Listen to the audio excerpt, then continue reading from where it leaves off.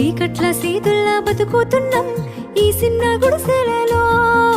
కంటోలు బియ్యమే తింటూ ఉన్నాం మన ఎల్లలేదురయ్యా.